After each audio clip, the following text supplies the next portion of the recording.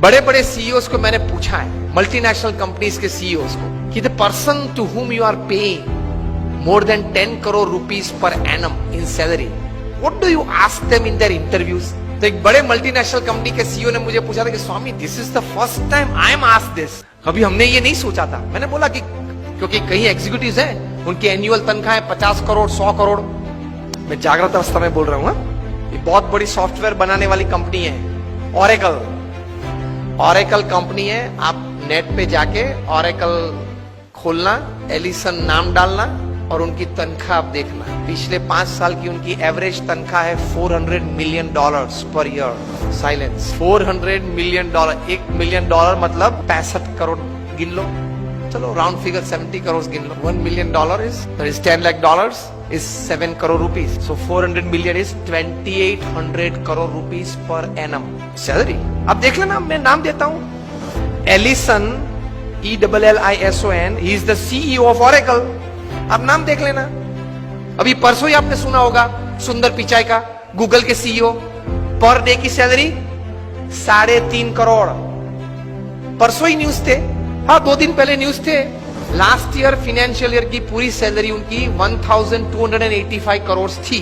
हम दिल्ली में एक फंक्शन में साथ में थे, मंच पे बैठे थे। मैंने उनको पूछा कि दोज एग्जीक्यूटिव्स हुम यू पे मोर देन 10 करोड़ और 25 करोड़, उनको इंटरव्यू में आप पूछते क्या हो?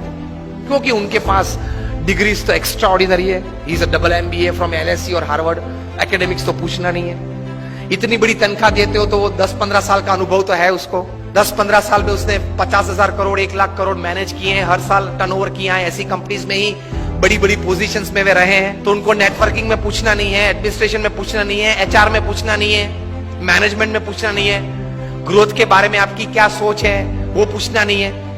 आप पूछते क्या हो उनको इंटरव्यू? उन्होंने मुझे एक बहुत अच्छी बात बताई कि स्वामी जी, इन कक्षा के लोगों को जिनको हम ये प्रकार की तनख्वाह देते हैं, उनको इंटरव्यू में एक ही प्रश्न पूछते हैं। I was like very surprised. मैंने बोला एक ही प्रश्न पूछते हो कहाँ? और उनका उत्तर वे 20-25 मिनट तक देते हैं, तभी उत्तर पूरा बनता है। That was more surprising. I said, what do you ask? He said, हम एक ही प्रश्न पूछते और ये पूछते हैं, describe a big failure in your life and how did you handle it? प्रश्न क्या पूछते हैं इन कक्षा के लोगों को? Describe a big failure in your life. आपके परफॉर्मेंस के बारे में हमें कुछ पूछना नहीं है कि मैं पहली कंपनी में था, वहां 200% सेल बढ़ा दिया, दूसरी कंपनी में था, वहां 500% ग्रोथ कर दिया। वो हमें नहीं सुनना है। वो था आप लोग सब जो यहां बैठे हो, जो इंटरव्यू वाले देने आए हो, जिनको हम ये तनख्वाह देने वाले, सबके पास ऐसी परफॉर्मेंस स्टोरीज है, ये कॉमन है, ये हमको नहीं पूछना है। पूछना क्या है? Describe a big failure of your life and how did you handle it? Simple. Performance से आपका कैलिबर का टेस्टिंग नहीं होता। वो तो किसी को भी चांस मिल जाता है, प्लेटफॉर्म मिल जाता है तो कूद लेता है। How did you handle failure? How did you handle a setback? How did you handle a fall in your life? That is important.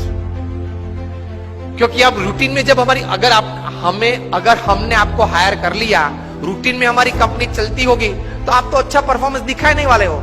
लेकिन कंपनी में अगर बड़ी आफत आ गई तो आप क्या करोगे वो बताओ। बाकी तो आपकी जगह और कोई भी ये कंपनी चला लेगा। Isn't it a very important question? उसमें वो मल्टीनेशनल कंपनी के सीईओ ने मुझे बताया कि स्वामी, इसके उत्तर में उसको 20-25 मिनट हम देते हैं और उसमें भी हम ये जांच करते हैं कि किस प्रकार के विचार और प्रैक्टिसेस उसने अप्लाई किए, वो साइड में रखते हैं। किस प्रकार के एटीट्यूड्स उसने उस वक्त रखे, उस पे हम गौर रखते हैं।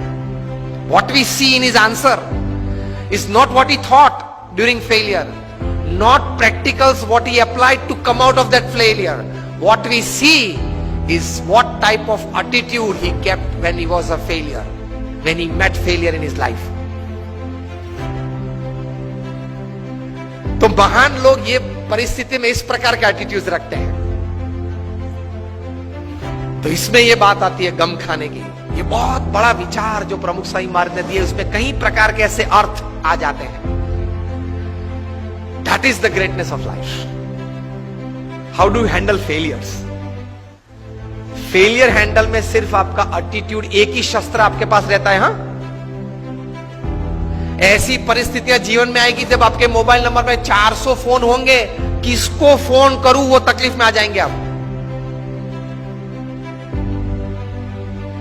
Even if you are the Sahara of thousands of homes, when you are lying बेसहारा in Tihar for 4 years, किसको फोन करूं? उनके मन में भी दिक्कत होगी ना कि अभी 4 साल से 10,000 करोड़ के रुपए के व्यक्ति तिहाड़ में है, किसको फोन करते होंगे वो? मोबाइल में तो होंगे 1000 से ज्यादा नंबर। आपके सिटी के, बैंगलोर के किंग ऑफ द स्काईज जब भारत छोड़ना पड़ा, तब भारत का पासपोर्ट नहीं यूज कर पाए, डिप्लोमेटिक पासपोर्ट पे भाग गए ना। अभी वापस लाने की सब प्लानिंग चल रही है, आएंगे शायद, और अगर मुंह खोलेंगे बड़े बड़े तकलीफ में आने वाले हैं।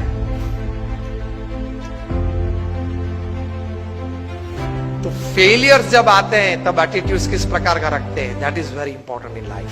ब्लेम गेम चालू हो जाती है। तो ये व्यक्तिगत जीवन में है। तीसरा एक बात कार्य दृष्टि से, कि कर्म करना हमारा अधिकार है, फल पे हमारा अधिकार नहीं है।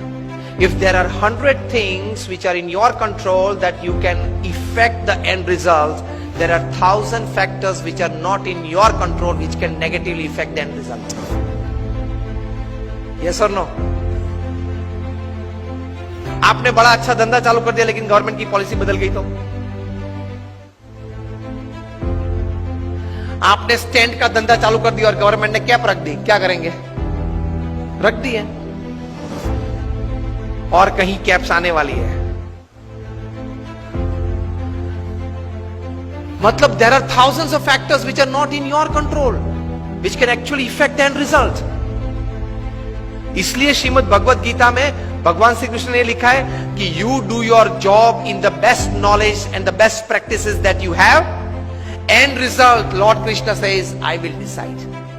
आपके पूर्व के जो कर्म हैं, आपने जिस भावना से वो कर्म किया है, जिस स्वार्थ से वो कर्म किया है, जिस एक दोनों को धक्का मार के आगे निकल गए हो, वो सब भी गिनती में तो लेना पड़ेगा ना।